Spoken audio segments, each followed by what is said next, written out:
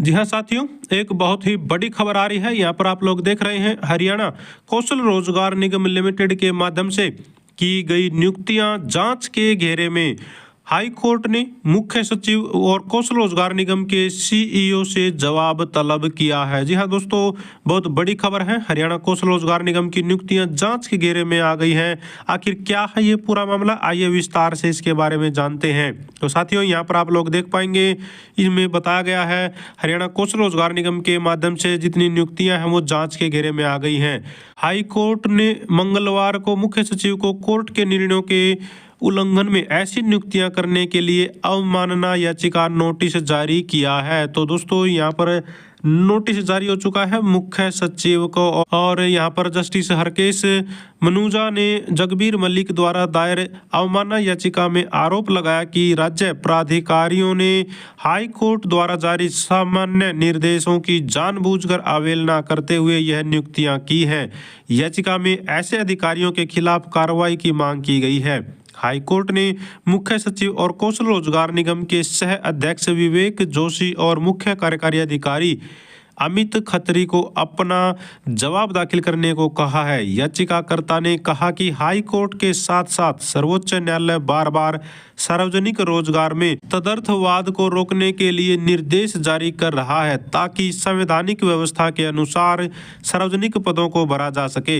High court को बताया गया कि 13 अगस्त 2004 को सज्जन सिंह बनाम हरियाणा राज्य और अन्य नामक याचिका पर सुनवाई करते हुए हाई कोर्ट की खंडपीठ ने एक सामान्य निर्देश जारी किया था। इसके तहत हरियाणा सरकार और उसके सभी विभागों के पदाधिकारियों को परियोजना कार्यों या निर्दिष्ट अवधि के कार्यों को छोड़कर अनुबंध के आधार पर या दैनिक वेतन के आधार पर नियुक्ति करने से रोक दिया गया था। यानी कि हाई कोर्ट ने बोला था कि साथियों, जो परियोजना कार्य हैं, जैसे परियोजना वर्कर बोली जाती है ना, भाई आंगनवाड़ी वर्कर हैं, आशा वर्कर हैं, इस तरह के जो कर्मचारी हैं, या फिर निर्दिष्ट अवधि के लिए, निश्चित अवधि के लिए जो कर्मचारी लगाए जाते हैं, उनको छोड़कर साथियों, जी हाँ दोस्तों, इसके अलावा और जो पोस्ट है उनको कच्चे कर्मचारी से कह सकते हैं नहीं भरना है। कुल मिलाकर यहाँ पर ये बात है, इसे समझ लीजिए। यहाँ पर बताया गया है, यहाँ पर देखिए, निर्दिष्ट अवधि के कार्यों को छोड़कर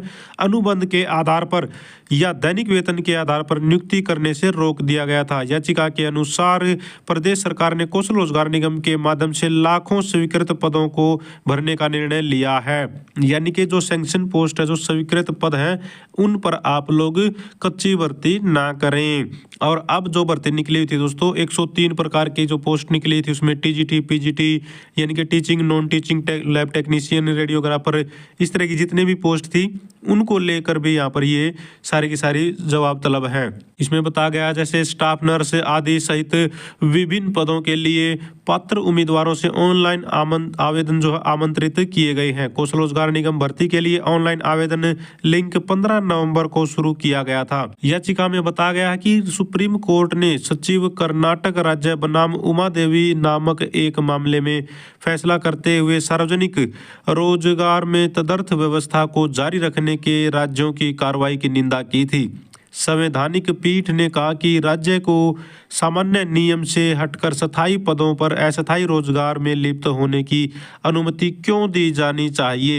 यानी कि स्थायी पदों पर अस्थायी कर्मचारी लगाने का ये मामला है, भाई क्यों लगाया जाए, स्थायी पद तो स्थायी से ही भरे जाएं। तो यहाँ पर सुप्रीम कोर्ट ने आगे कहा था कि यह अदालत राज्य से नियमित और उचित भर्ती करने पर जोर देने के लिए बाध्य है और नियमित भर्ती के नियमों के लगातार उल्लंघन को प्रोत्साहित या अपनी आंखें बंद नहीं करने के लिए बाध्य है। याचिका पक्ष के तरफ से दलील दी गई है कि हाई कोर्ट के साथ साथ सर्वोच्च न्यायालय द्वारा पारित निर्णयों को ताक पर रखते हुए कौशल रोजगार निगम के माध्यम से अनुबंध के आधार पर लाखों स्वीकृत पदों पर विज्ञापन दिया है, जो कि कोर्ट द्वारा पारित निर्देशों की स्पष्ट और जानबूझकर की गई अवहेलना है। यानी कि स्वीकृत जो पद हैं उन पर कौशल रोजगार निगम के माध्यम से जो भर्तियां की जा रही हैं वो सारे की सारी जांच के घेरे में है, उन पर सवाल उठ रहे हैं। अब अगर बात करें तो जो सुनवाई है दोस्तों, यहाँ पर जो अगली सुनवाई है वो भी 10 तारीख को होनी है। जी हाँ दोस्तों, हाई कोर्ट में अवमानना याचिका दायर। 10 को मामले में अगली सुनवाई। तो 10 तारीख को मामले की अगली सुनवाई होनी है। 10 दिसंबर जब आएगा तो देखते हैं इसमें क्या कुछ और निकल कर सामने आएगा। तो ये जो रेगुलर पदों पर जो भर्तियां की जा रही हैं, सैंक्शन पोस्ट पर जो भर्तियां की जा रही हैं स्वीकृत पदों पर, वो यहाँ पर जो गलत बताई जा रही है, भाई ऐसा नहीं करना चाहिए। जो रेगुलर पोस्ट हैं उनको तो रेगुलर से ही भरा जाना चाहिए। यहाँ पर ये मामला है। तो कौशल रोजगार निगम के माध्यम से जो नियुक्तियां हो रही हैं वो सारी की सारी जांच के दायरे में है, जांच के घेरे में है। तो बड़ी खबर साथियों, यहाँ पर जो लाखों युवा इंतजार कर रहे थे कि भाई ये जो भर्ती निकली थी, उम्मीद जता रहे थे कि शायद जनवरी में, जी हाँ दोस्तों, जनवरी में शायद इनकी ज्वाइनिंग कर दी जाए, शॉर्ट लिस्ट मैसेज आ जाए।